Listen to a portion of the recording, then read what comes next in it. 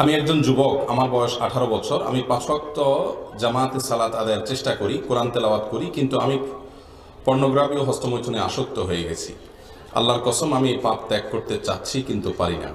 পাপ করার পর আল্লাহর কাছে অনেক কান্নাকাটি করে ক্ষমা চাই, কিন্তু কিছুদিন পর আবারও পাপটি করে ফেলি। আল্লাহ, তুমি আমাকে মাফ করে দিও।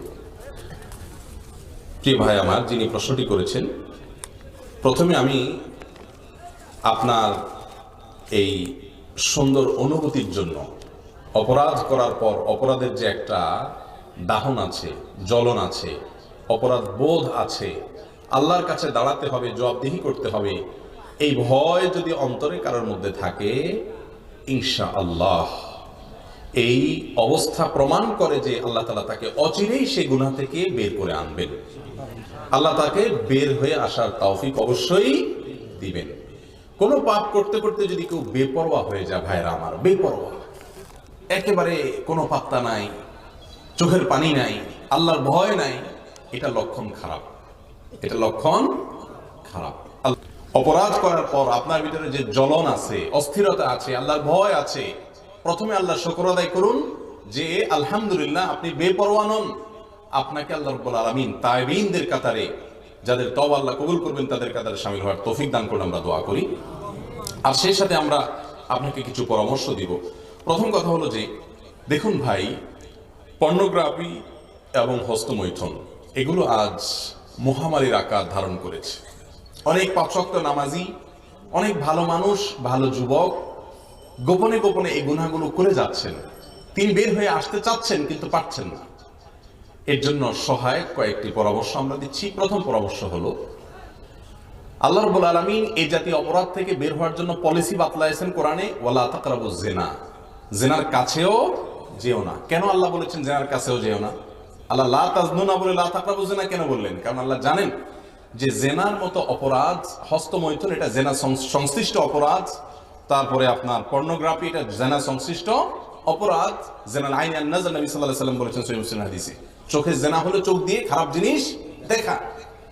এই অপরাধগুলো মানুষ যখন কাছাকাছি যায় তখন করে, আর যখন একটা ছোট অপরাধ করে তখন আস্তে আস্তে বড় অপরাধের দিকে সে অগ্রসর হয়ে যায়।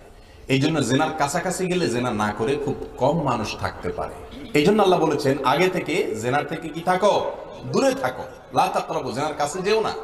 এই জন্য প্রথম পরামর্শ হলো, যারা বেঁচে থাকতে চান এটা থেকে দূরে সরতে হবে। দূরে সরা বলতে, দৃষ্টান্ত স্বরূপ, আপনার মোবাইলে এরকম কোন ছবি, ভিডিও, গান থাকলে সেগুলো সব গোষ্ঠী ধরে একসাথে ডিলিট করে দিবেন, ফরম্যাট করে ফেলবেন।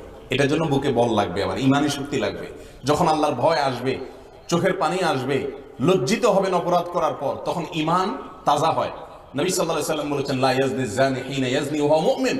কেউ যখন জেনায় লিপ্ত হয়, এই যে পর্নোগ্রাফি দেখছেন, জেনা করছেন, এই যে আপনি হস্তমৈথুন করছেন, জেনা করছেন, কেউ যখন জেনায় লিপ্ত হয় তখন তার ইমানটা তার শরীর থেকে বিচ্ছিন্ন হয়ে যায়, আলাদা হয়ে যায়। যখন সে জেনা থেকে সরে আসে, ইমানটা আবার ফিরে আসে। এই জন্য দেখবেন, এই অপকর্ম থেকে যখন সরে যান, সঙ্গে সঙ্গে আপনার ভেতরে একটা ইমানদার হয়ে থাকলে অপরাধ বোধ জেগে ওঠে, আফসোস লাগে, লজ্জিত হন। হয় কি হয় না? এই হওয়াটা প্রমাণ করে যে আপনার মধ্যে ইমান ফিরে আসছে। আর যখনই অনুশোচনা হবে, দেরি না করে সঙ্গে সঙ্গে এই মোবাইল থেকে সব ফরম্যাট করে দিবে। কথা কি বুঝাতে পারছি? ফেসবুকে যদি কোনো পেজ বা এই জাতীয় কোনো কিছু থেকে আসে, সেগুলো সব ব্লক করে ফেলবেন। কোনো বন্ধু যদি আপনাকে এই সমস্ত দিকে পথ দেখায়, সে বন্ধুর সাথে সম্পর্ক ছিন্ন করবেন, তার নাম্বার ডিলিট করে ফেলবেন, এবং এভাবে জেনা থেকে আস্তে আস্তে দূরে সরবেন। কোনো মেয়ের সঙ্গে আপনার পরিচয় হয়েছে, সেখান থেকে আপনার মনে বাজে চিন্তা আসে, একেবারে আপনার মেমোরি থেকে তাকে ডিলিট করে দেওয়ার আয়োজন করেন। তাহলে ইনশাআল্লাহ আপনি গুনাহ থেকে বাঁচতে পারবেন। দ্বিতীয় কাজ হলো, একাকী থাকবেন না। এই পর্নোগ্রাফির সমস্যা আর হস্তমৈথুনের সমস্যা, উভয় সমস্যা হয় কখন? যখন মানুষ লোকজনের সামনে থাকলে এগুলো হয় না। এই জন্য আপনি ম্যাচে থাকেন বা আপনার বাড়িতে থাকেন, যেখানেই থাকেন, একাকী থাকবেন না। বিশেষ করে যুবকদেরকে বলছি, একাকী থাকবেন না, মানুষের মধ্যে থাকবেন। যখন রুম থেকে সবাই চলে যাচ্ছে, আপনি একা হয়ে যাচ্ছেন, আপনি মনে করবেন যে এখানে কোনো বিষাক্ত সাপ থাকলে যেরকম আপনি দৌড়াইতেন, সেরকম করে আপনি অস্থির হয়ে বের হয়ে পড়বেন।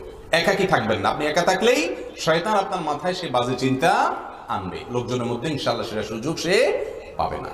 নাম্বার 3, তাকওয়া দিয়ে নিজের অন্তরকে সাজানোর চেষ্টা করবেন, আল্লাহর ভয় অন্তরে জাগ্রত করবেন, কোরআন এবং হাদিসকে চর্চা করবেন, সেগুলোকে নিজের ভিতরে ধারণ করার চেষ্টা করবেন। বিশেষ করে গুনাহের যে শাস্তির কথা আছে সেগুলো বিশেষ করে পড়বেন, শুনবেন। আর নাম্বার 4, আল্লাহর নেককার বান্দাদের সাথে থাকবেন, ভালো বন্ধুদের সাথে থাকবেন যারা হারাম থেকে হাজার মাইল দূরে থাকে। ইয়া আইয়ুহাল্লাযীনা আমানু তাকুল্লাহ ওয়া কুনু মা'আস সাদিকিন, নেককারদের সাথে থাকবেন। আর নাম্বার 5, আল্লাহর কাছে একটু চোখের পানি ফেলে দোয়া করবেন, আল্লাহ আমাকে তৌফিক দান করো আমি যেন গুনাহ থেকে বের হয়ে আসতে পারি। আল্লাহ আমাদের সবাইকে তাকওয়ার জীবন ধারণ করার তৌফিক দান করুন।